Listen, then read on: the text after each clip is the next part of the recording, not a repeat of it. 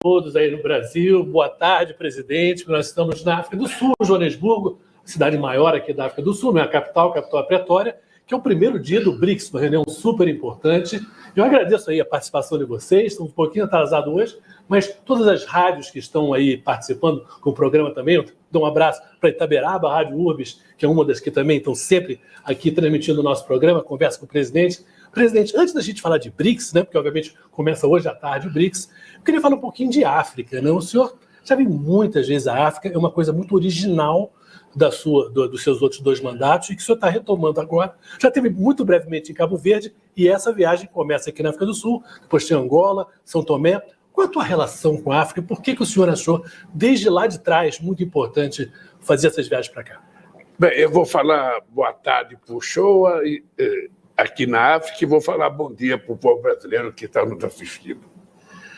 Olha, o Shoa, eu penso que a minha relação com a África, ela tem um pouco de sentimental, ela tem um pouco de reconhecimento histórico, ela tem um pouco de solidariedade, ou seja, eu acho que o continente africano é um continente que vai se tornando o continente do futuro, porque possivelmente daqui a algum tempo, lá para 2050, a África do Sul, ou melhor, o continente africano vai ser o continente mais novo, mas o mais habitado do planeta, vai ter muita gente. Acho que aqui a economia vai começando a crescer, aqui tem tudo por fazer. Aqui precisa de rua, de estrada, de água, de energia elétrica, de tudo precisa aqui. Então é importante saber que o mundo e os empresários em algum momento vão se voltar para cá. Quando teve a crise de 2008, 2009, no primeiro encontro do G20, eu propus, foi um encontro na Inglaterra, o Tony Blair, o primeiro-ministro Gordon Brown é que estava organizando a reunião, e eu propus que o excesso de dinheiro que tinha no mundo pudesse começar a ser transferido para gerar empregos em lugares que precisavam gerar empregos para crescer. No caso, era a África que precisava de muita infraestrutura. Eu volto aqui à África do Sul com muito orgulho. A cidade de Joanesburgo é a quarta vez que eu venho para cá para participar dos BRICS com muita vontade, com muita crença de que as coisas vão melhorar. Os BRICS começam a se colocar como uma coisa muito importante no planeta. As pessoas começam a perceber que os BRICS não é pouca coisa, não. Ou seja, a junção de África do Sul, Brasil, Índia e China são metade da população mundial. São, sabe, economias grandes que estão crescendo, que podem crescer muito mais, e que querem criar instituições democráticas, inclusive o NB, que é o novo banco dos BRICS.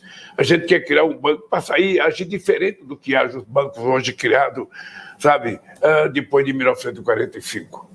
Então, eu estou otimista, acho que daqui vai sair grandes decisões, boas decisões, não decisões para serem implantadas amanhã, mas decisões para serem cumpridas ao longo do próximo período. O ano que vem é a Rússia que vai presidir os BRICS, em 2025 é o Brasil que vai presidir os BRICS, a reunião será lá no Brasil, então, e eu espero que a gente coloque a luta contra a desigualdade como tema principal. Quando for para o Brasil, o tema principal é a gente acabar com a desigualdade racial, desigualdade de gênero, desigualdade na educação, desigualdade na saúde, desigualdade no salário, ou seja, é tudo desigual num mundo em que poucos têm muitos e muitos não têm nada. Então, eu acho que eu vou provocar essa discussão, vou tentar fazer com que essa discussão seja um tema do próximo BRICS, do próximo G20, para que a gente coloque essa questão, sabe, da diferença entre a humanidade na ordem do dia. Não é aceitável que a FAO publique que 735 milhões de pessoas passam fome num país que produz muito alimento. Algo está errado. E o algo errado é falta de recursos para comprar. O algo errado é que a distribuição de riqueza é mal feita no mundo. Apenas meia dúzia tem tudo e os milhões e bilhões não tem nada. Então, eu estou muito feliz, queria dizer ao povo brasileiro que eu agradeço o voto que vocês me deram, porque me deu essa oportunidade de voltar a participar dos BRICS, voltar a participar de outros fóruns internacionais, para a gente colocar o Brasil na ordem do dia e mostrar para o mundo o que o Brasil está fazendo e o que o Brasil quer fazer. E o tema desigualdade, de certa maneira, eu acho que o continente que a gente precisa, de certa maneira, reconhecer onde isso é pior é na África. Não que a gente na América Latina não tenha esse problema, temos muito. Mas a África realmente é uma terrível, né? Pelo que sofreram em termos desses séculos, né, com a escravidão, e pelo depois a continuação da economia, a maneira como os países ricos lidaram, vinham para a África para tirar coisas da África, muito mais do que ajudar, né? Poxa, é só importante a gente saber que a maioria dos países da África foram colonizados e que a grande maioria também conseguiu a sua independência a partir dos anos 60.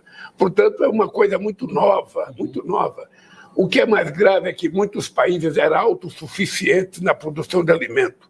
Depois da colonização, eles ficaram dependentes do colonizador e hoje muitos países recebem alimento dos países que foram os colonizadores. Então, eles estão numa situação pior do que antes da colonização, do ponto de vista da comida. Eu tenho conversado com presidentes e eles falam o seguinte: olha, nós temos uma carência muito grande porque todos os países estão muito endividados e é muito engraçado que eles, estão endividados.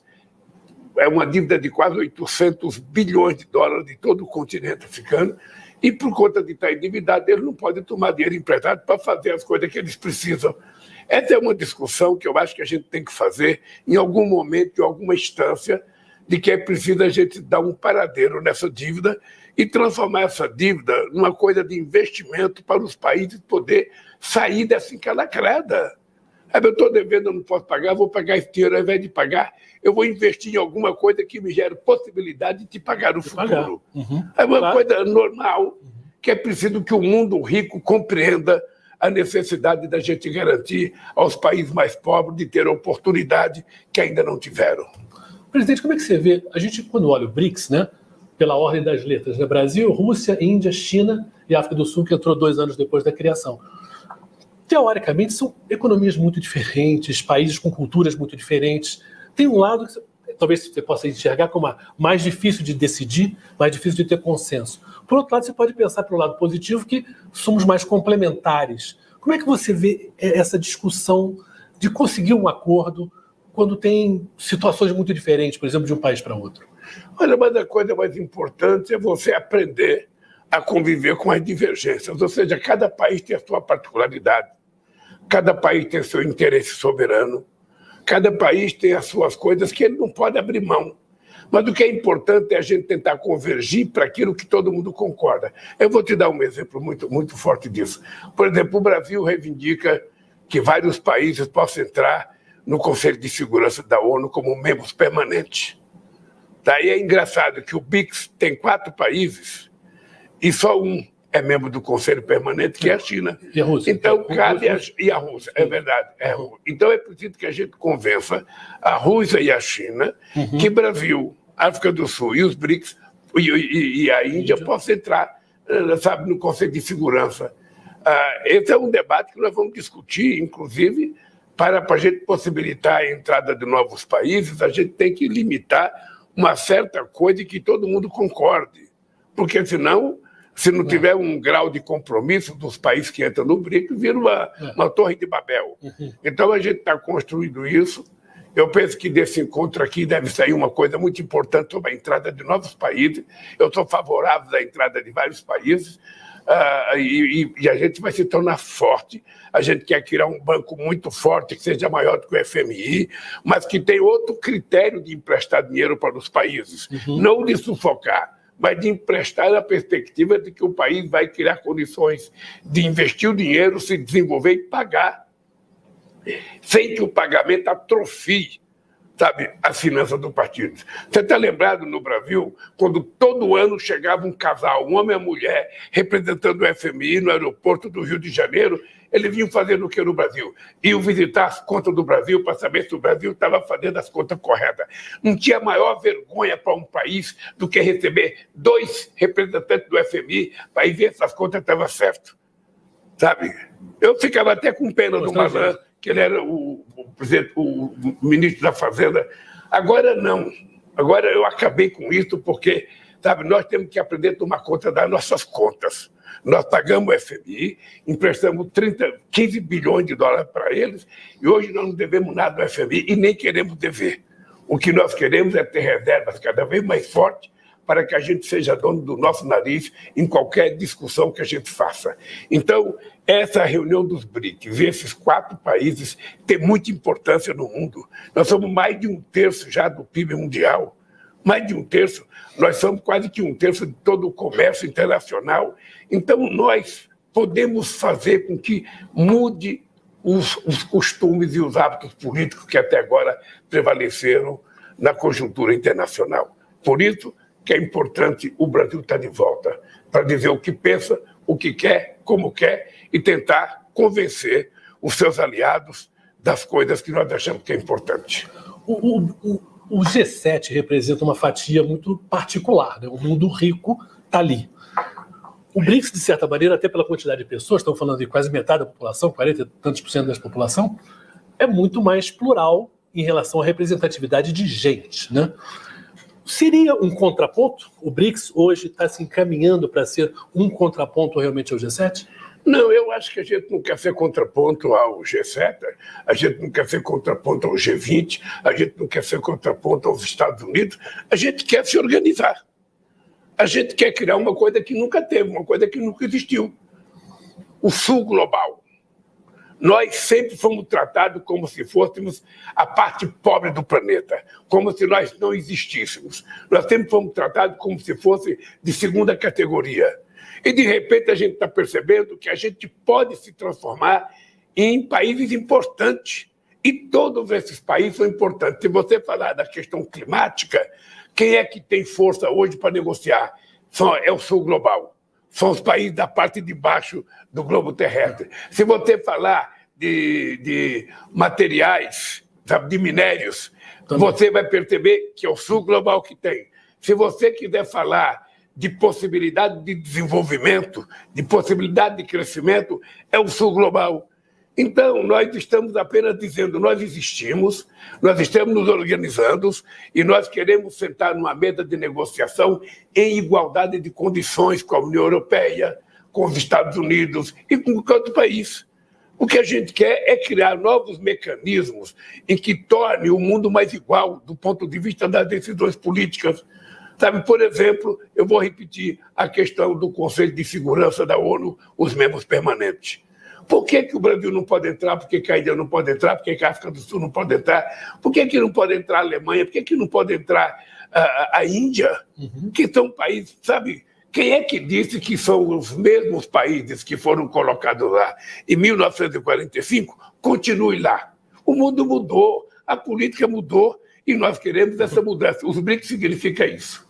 Os BRICS não significa tirar nada de ninguém. Significa uma organização de um polo muito forte, que congrega muita gente. Você imagina se entrar em Indonésia, mais 200 bilhões de habitantes, ou seja, nós vamos ter mais de metade da população participando dessa organização. E isso é importante porque vai permitir que a gente tenha um certo equilíbrio nas discussões, em que hoje as guerras são decididas sem ninguém participar, ninguém discute. Sabe, não é só a guerra da Rússia contra a Ucrânia, é a guerra, sabe, dos Estados Unidos contra o Iraque, foi a guerra da França e da Inglaterra contra a Líbia, foi as coisas contra o Líbano, ou seja, nós, então, o que nós precisamos? Nós precisamos criar um mundo mais justo, mais, sabe, mais democrático, mais solidário, pensando que a coisa mais importante que a gente tem que fazer nesse instante é acabar com a fome no planeta Terra, é acabar com a desigualdade, é permitir que todo mundo viva dignamente e decentemente. Nós temos alimento para isso e temos dinheiro para isso. O que precisa é apenas uma disposição política. Sabe, você não pode continuar no mundo em que 1% mais rico tem mais dinheiro do que 50% da população mundial mais pobre. Agora não podemos continuar assim. Assim você não tem equilíbrio, você fala em democracia, mas está vendo uma pessoa morrer de fome na tua frente, está vendo uma pessoa morrer por falta de tratamento médico, por falta de um remédio. Que mundo que é esse? Você viu na questão da vacina. Na questão da vacina, quem tinha dinheiro comprou vacina. Quem não tinha dinheiro ficou assistindo a Covid matar os seus entes queridos. Então, eu acho que os BRICS têm essa simbologia. Não é a simbologia da rivalidade, mas é a simbologia de criar um organismo novo, forte, que tenha muita gente, que tenha muitos recursos para a gente tentar melhorar a relação do mundo. Por isso que o Sul Global é importante. O senhor acredita muito na democracia e está exercendo isso ao querendo ampliar no Conselho de Segurança e ampliar também o BRICS. Mas a gente pode pensar também que existe uma certa lógica do clubinho. Quem está dentro não quer que outros entrem porque você dilui o seu poder. Isso vale para o Conselho de Segurança, os 5 lá, se abrirem, realmente vão perder o direito de veto, enfim, com essa importância que hoje eles têm. E no BRICS você poderia dizer a mesma coisa. O senhor acha, ou sente, claro que vai começar o BRICS hoje à tarde, gente, então a coisa ainda vai ter as negociações, mas o senhor sente que a sua posição, ela no BRICS, vamos falar só do BRICS pelo menos no começo, ela tem uma grande chance de passar, de ampliar o BRICS? Eu acho que os BRICS têm possibilidade de ampliação. Eu sei que a China quer, eu sei que a Índia quer, eu sei que a África do Sul quer, eu sei que a Rússia quer, e nós queremos. Então, se todo mundo quer, não é difícil entrar. Obviamente que você tem que estabelecer determinados procedimentos para que as pessoas entrem, para que a gente possa amanhã não descobrir que a gente colocou alguém que era contra os BRICS. Por que tem que estabelecer algumas normas para que as pessoas entrem nos BRICS. Mas o BRICS não pode ser um clube fechado.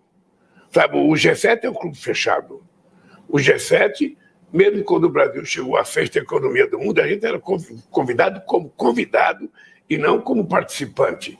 O G7 é o clube dos ricos, em que a Rússia entrava por causa das armas nucleares que ele tinha. Não era pelo dinheiro. Então, nós não queremos isso. Nós queremos criar, sabe, uma instituição multilateral, sabe, que, graças a Deus, tem o nome do BRICS, foi um economista que deu esse nome, e que nós adotamos, e que a gente possa ter algo diferente. Sabe, afinal de contas, nós já temos quase, 100 anos de funcionamento das instituições multilaterais que nós temos. Algumas funcionaram, hoje não funciona mais. Hoje a ONU tem pouca representatividade, ela não consegue cumprir quase que nenhuma tarefa. Hoje o Conselho de Segurança não decide mais nada porque tem o direito de veto e os membros do Conselho de Segurança fazem o que querem. E nós precisamos utilizar a ONU para tentar encontrar paz no mundo. A ONU precisa ser muito forte, até porque, eu vou dizer uma coisa para o brasileiro, o Shoa, se a ONU não tiver um poder de governança, a gente não resolve a questão climática. Porque se a gente fizer uma COP, nós vamos fazer uma reunião nos Emirados Árabes, vamos supor que lá a gente toma uma decisão com relação aos países que têm florestas, que é a República Democrática do Congo, a República do Congo, a Indonésia e os 8 países da América do Sul. Se a gente que tem muita floresta tomar uma decisão, essa decisão só será cumprida se ela for aprovada nos estados, dentro do Estado Nacional, no Congresso dentro do Estado Nacional. Se não for aprovada, a gente não consegue colocar em prática. Então é preciso ter uma governança mundial que, em determinadas circunstâncias, em determinados casos, decida e que a gente seja obrigado a cumprir. Por exemplo, o Acordo de Paris, ninguém cumpre. Por exemplo, o Protocolo de Quioto, ninguém cumpre. Então vamos estabelecer regras para que sejam verdadeiras nossas reuniões. Senão o povo vai desacreditando e aí a gente começa a ver a democracia correr risco, você começa a ver voltar, o fascismo, você começa a ver tendência de nazistas. Fiquei sabendo que esse dia na Alemanha prenderam um grupo de jovens que estavam revigorando, fazendo manifestações nazistas.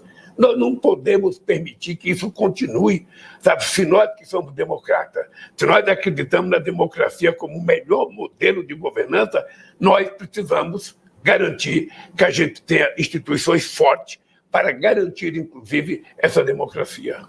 Presidente, às vezes a gente fica pensando que, para uma pessoa mais humilde, no interior do Brasil, numa periferia, o BRICS pode parecer uma coisa um pouco distante, né? O G20, o G7 pode parecer uma coisa distante. Como é que a gente explica para essas pessoas como isso ajuda a nossa economia, como ajuda em termos de investimento, a trazer emprego, não só a paz, não só o meio ambiente, mas assim, o que realmente melhora a vida da gente como um todo? Eu vou começar a dar um exemplo aqui financeiro. Em 2009, a relação do Brasil com os países do BRICS era apenas 48 bilhões de dólares. Em 2022, a relação do Brasil com os países do BRICS foi para 178 bilhões de dólares, ou seja, um crescimento de 370%. Quase 4 vezes mais. Tá? Essa é uma demonstração de como é que as coisas funcionam. Sabe? Por isso é que quanto melhor for a relação de um país com outro país, mais chance a gente tem de fazer bons acordos. E os bons acordos não é aquele que um ganha e o outro perde. O bom acordo é aquele que os dois ganham. Os dois voltam para casa satisfeitos, dizendo: eu vendi por um preço bom, e o que comprou diz: eu comprei por um preço bom. Esse é o mundo de negócio que nós queremos criar. É por isso que o Brasil briga pela restabilização, pela volta da OMC. A OMC, que em 2008 estava quase pronto para fazer um acordo, parou e nunca mais se reuniu. Nós somos favoráveis que quanto mais instituições multilaterais tiverem, que participem todos os países, melhor. Por exemplo, nós defendemos a questão de uma unidade de referência. Na verdade, é uma moeda que seja a referência de fazer negócio para que você não precise de uma moeda de outro país.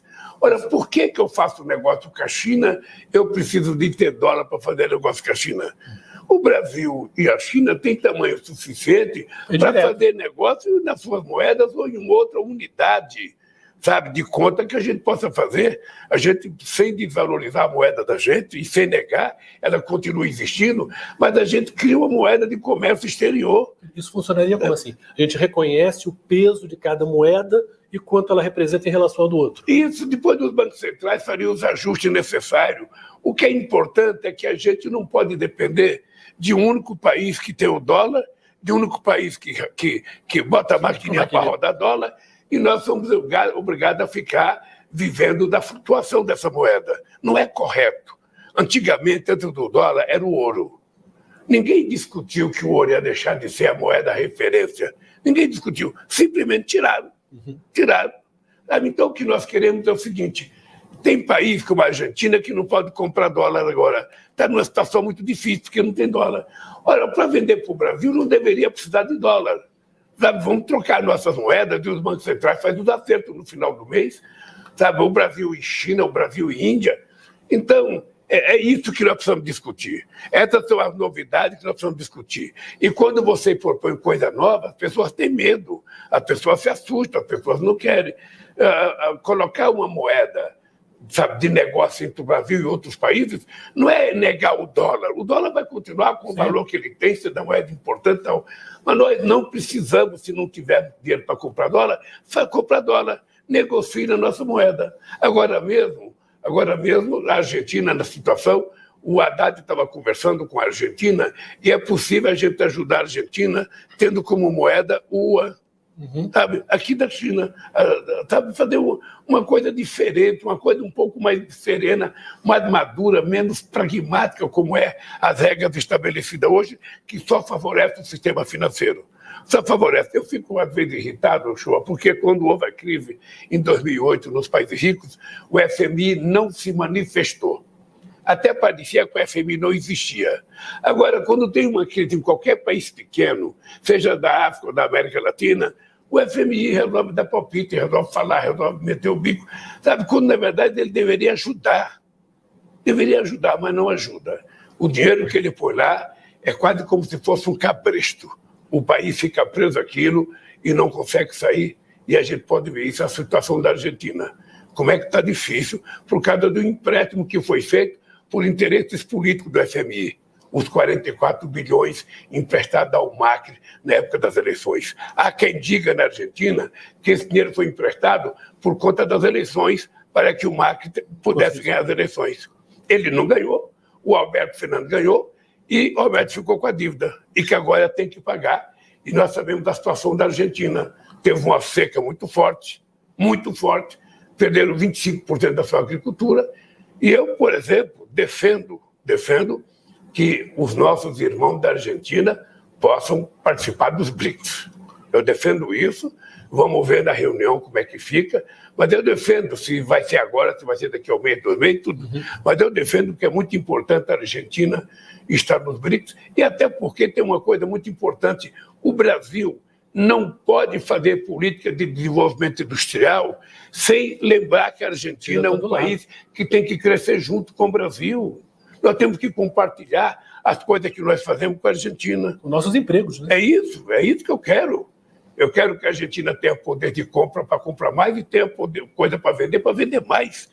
Sabe? Eu quero a Argentina bem, eu quero a Bolívia bem, eu quero o Uruguai bem, eu quero o Paraguai bem, eu quero o Equador bem, eu quero todos os países bem, porque isso vai garantir paz no planeta Terra.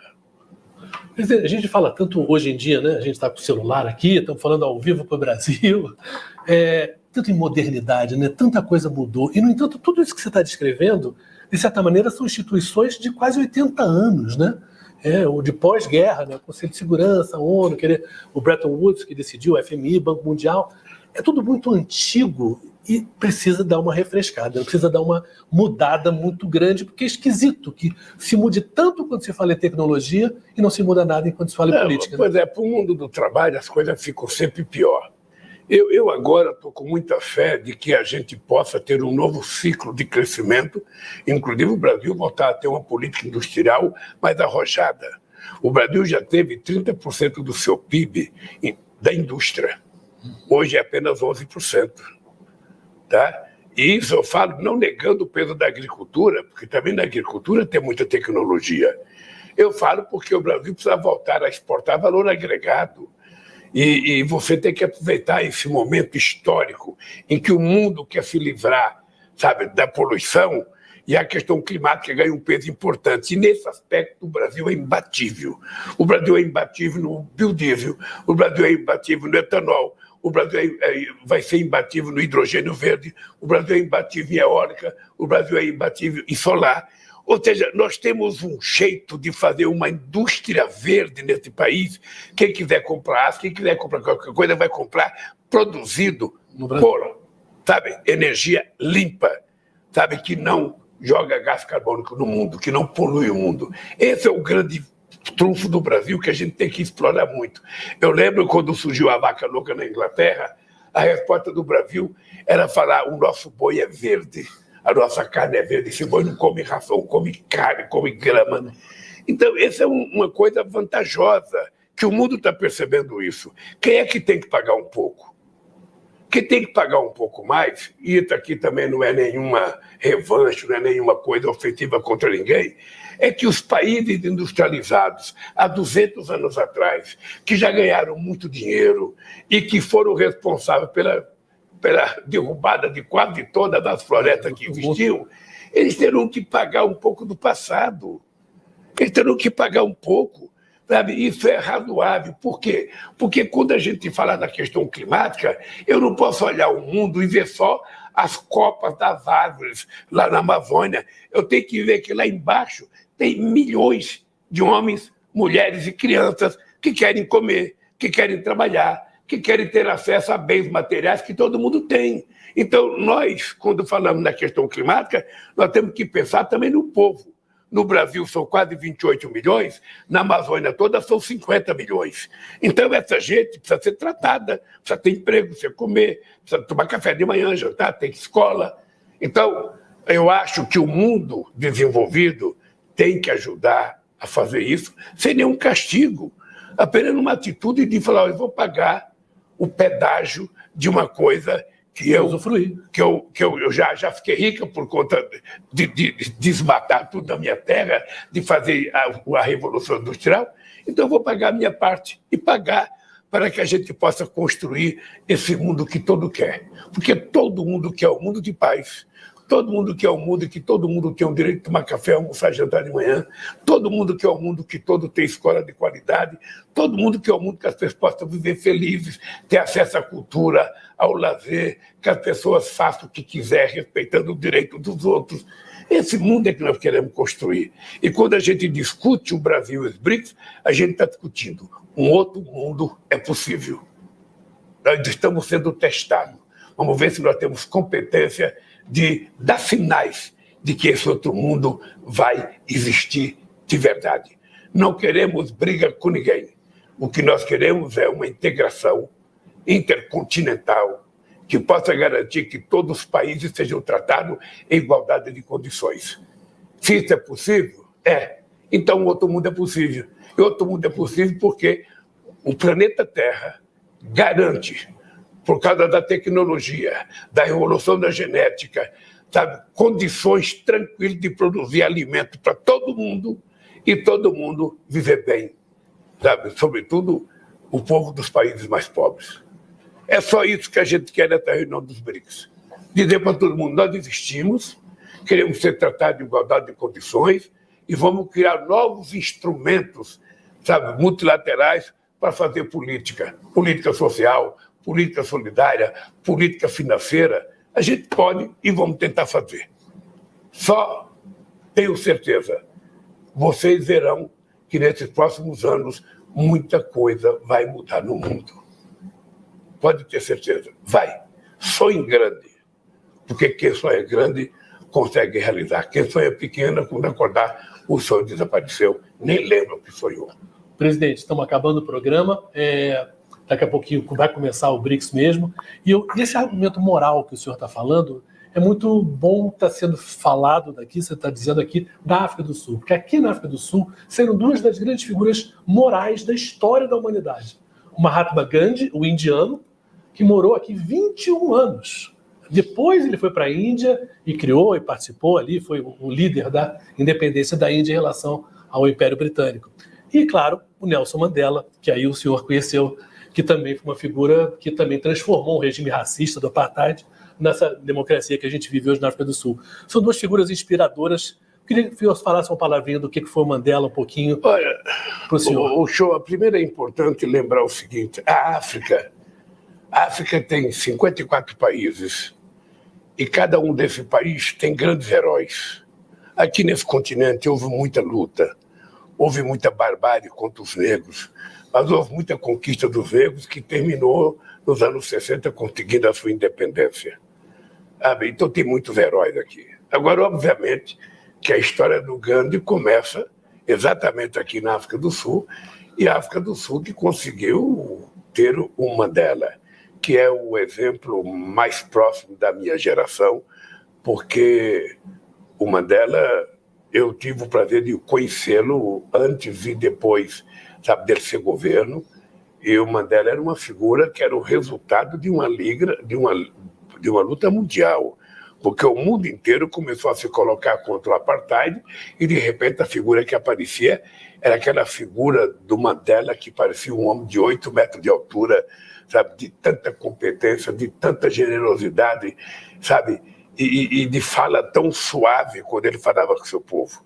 Eu tive a oportunidade de encontrar com o Mandela em Cuba, tive a oportunidade de visitar o Mandela quando ela era presidente, tive a oportunidade de conhecer ele sem ser presidente, tive a oportunidade de encontrar o Mandela em Moçambique, sabe? E toda vez que eu encontrava o Mandela, eu via nele a figura política mais forte que eu conheci, sabe?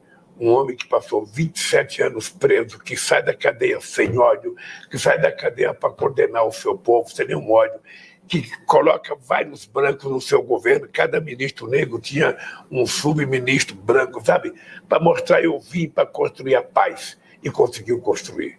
Bom, e a história do Gandhi também, o Gandhi foi o primeiro livro que eu fiz, o primeiro livro que eu li na minha vida, sabe? Foi o do Gandhi, é uma história que causa inveja a todo ser humano, ou seja, se dedicar à independência do seu país, a uma luta daquela sem violência, é uma coisa muito forte. Ou seja, o gesto deles, que poderiam ser vistos como covardia por alguns, sabe, mas para mim, pelo menos, o gesto do Mandela, do Mahatma Gandhi, cada gesto dele era um gesto mais revolucionário do que se ele tivesse com arma na mão.